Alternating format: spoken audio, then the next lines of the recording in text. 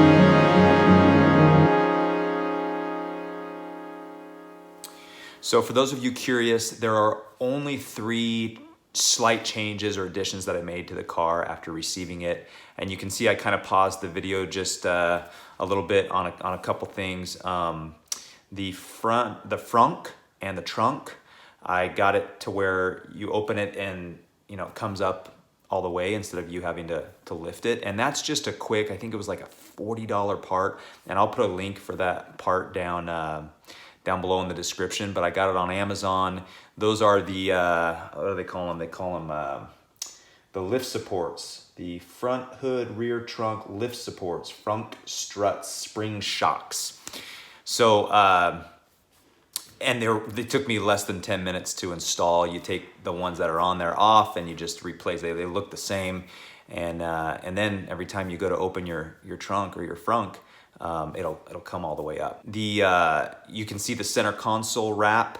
That's also something that I picked up on Amazon. I thought it would be cool to match that with the little spoiler that has carbon fiber. So the only other place in the car that has carbon fiber is, the center console wrap. So I'll put a link to that as well in the description. And then the only other thing is the floor mats. On my all-wheel drive long-range model, I have the Tesla floor mats that I got from Tesla's website. These ones were half the price, and I think they even look superior. So, yeah, that's it as far as additions to this car. now what I'm gonna do here is just play a few of the videos that I took on delivery day when I arrived at Tesla, and when I saw the car for the first time, and then as I drove away, some of the things that I was thinking, and then we'll come back here. Well, here we are, and it's happening again. We're back. We're back. Again, we're doing it one more time. I think this has got to be the last time because this is the last stop. This is the performance model. Here I am at Tesla off West Sahara in Las Vegas. I took a 2-hour journey here from St. George. I took a shuttle bus, and then that dropped me off at the airport, and there goes my Uber ride. Actually, that was Lyft. And now I'm walking in for my third and final pickup. Look at that one with the bow on it. Merry Christmas to somebody. Oh crap, look at this. Oh, it's sweet. Look at the wheels on this one. Oh, look what it says on the dash in there. You gotta see this. There's a bow. Congrats from the Las Vegas team. Oh man, it smells so nice. Look at these wheels. Oh, that is crazy. Why am I so, I've been driving the same car, just a slower version. Why am I so excited? I'm excited to feel that tingling in my toes and that heart in my throat. That's what I'm excited for. Look at that, beautiful.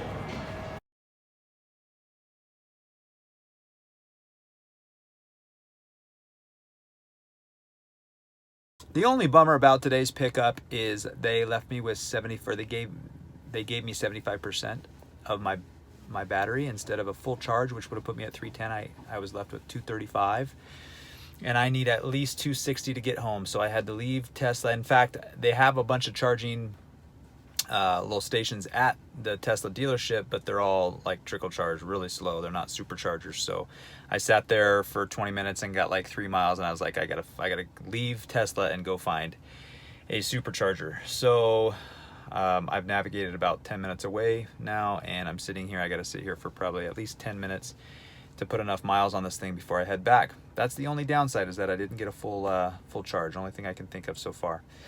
First impressions though, brakes are awesome. They're tighter, definitely.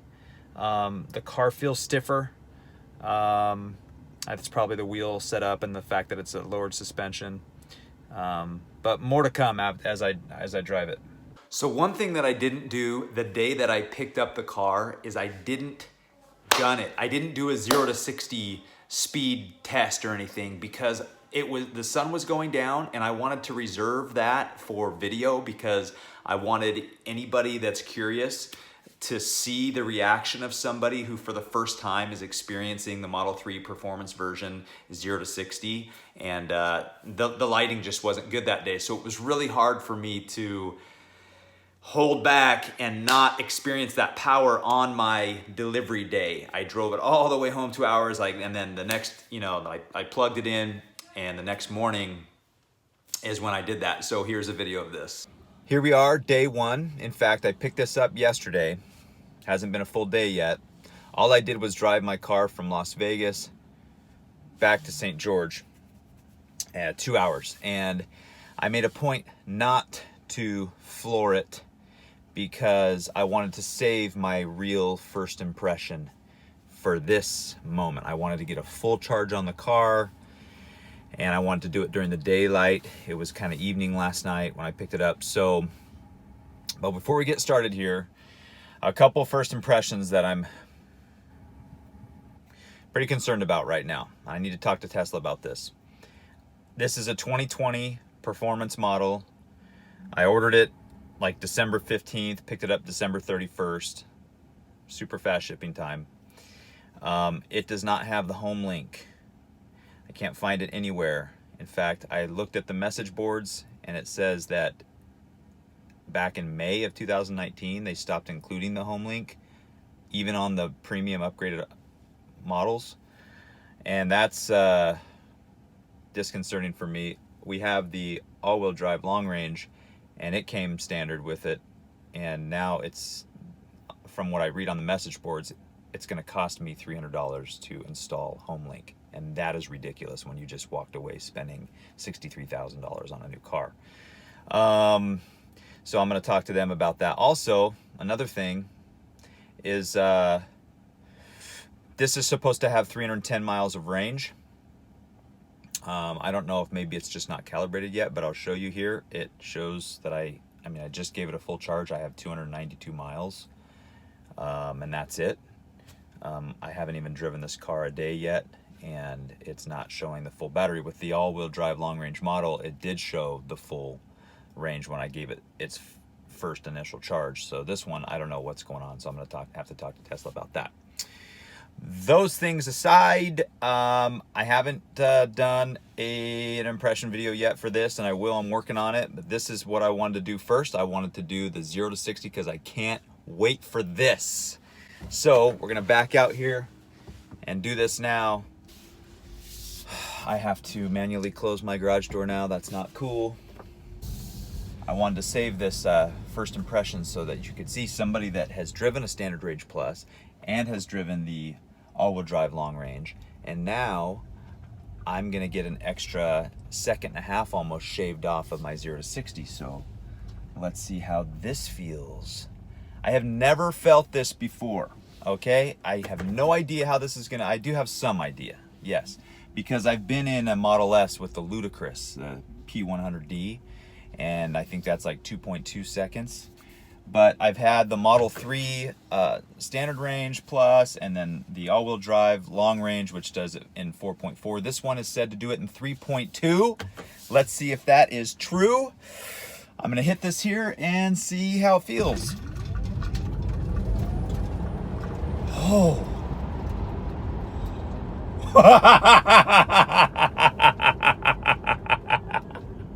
Yeah. Oh, that's good. Okay, I'm gonna do that again right here. Woo wee! I'm covering with my camera leg. I'm covering the 60, so I can't even tell really when it got to 60. But oh yeah. Oh, okay. The difference. Let me tell you the difference. Oh woo!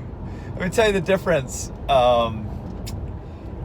You can feel the blood rush down all the way to the tips of your toes. And it's almost like my body goes numb for a second. I feel the blood in my feet right now. That is intense. Let me compare that to the Model S, the P100D. It's not quite what that is. No, that's actually more shocking. This is really, really fast though.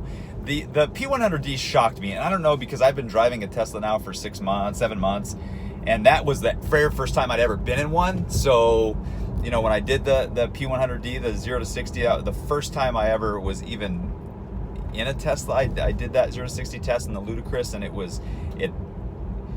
made my toes tingle. It made my whole body was like prickly. It was weird. And so maybe I would have been just as surprised with this one. That was, oh man, this thing. I was just cruising along at like 30 and I just punched it. Next level. So yeah, if you want to know if there's a big difference between the all-wheel drive long range and the performance model, yes, there is, and you can feel it. It is significant. Oh yeah, and you can feel that in your feet. It's significant. Yes, that's fast. So now what I'm gonna do is I'm gonna get the first reaction of many of my passengers and see how they like this. At least see if it's a little bit different. You tell me if you feel like it's any different, okay? So just tell me whenever you're ready. You tell me to go. True reaction from a child. Oh. My stupid camera thing can't even stay up. It's so fast.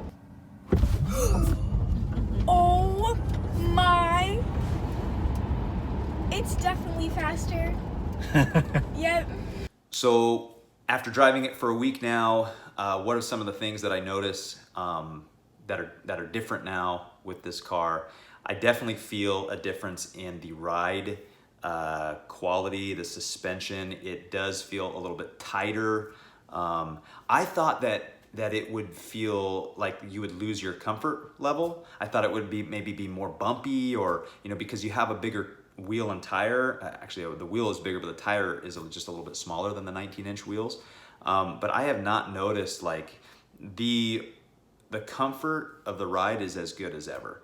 It just feels stiffer. It just feels like the stance is tighter. Your turns are a little bit tighter. It feels more like a sports car when you go from just the regular all-wheel drive model to the performance version. And then the other thing that I can talk about is that battery. I do notice that I drive this car aggressively all the time. I don't wait to get up to speed. I don't, I'm constantly flooring it. That's what's so fun about driving it, right? So, but I do notice that the battery does deplete a little bit faster because of that, because you're able to use more juice out of your battery when you're driving the way that I do. So if I give it a full charge, it only ever goes up to like 295. And I guess what I've learned from talking to Tesla about this and reading other people's experiences is that, if you keep it on the mileage setting where it shows how many miles left to empty, that just kind of recalibrates as you drive. It evaluates the data based on your quality of driving, how you drive the car, and it will kind of give you an estimated guess on what the range is for the next full charge that you have. So it's probably accurate with me. I'm not getting that full 310 indicated on there because I drive it faster and more aggressively than maybe most people do. And the last thing that was kind of a surprise to me, and at first I was disappointed by it, or I was concerned, worried about it. There's a noise now when you put the car in reverse. It sounds like it's like a piercing. I thought it was a problem with the battery, and I was like, oh crap, now what's this? Like I just got this car and you put it in reverse, like like a hum, like a high pitch humming. And I'm like, what is that sound? It's so weird. And then reading into it, I learned that that by law, these electric cars have to make a sound now to notify other people that it's just like a safety feature. And now I've always told people that I feel like this car is like a little personal space shuttle. It's so futuristic. It's so much different than driving anything else, and it's so fast. It just zooms. It's glued to the road, and it flies like a space shuttle. And that sound is reminiscent of a rocket ship or a space shuttle. So it's the perfect sound for this car, and now I really like it. So here's what that sounds like. Okay, now I'm gonna put it in reverse.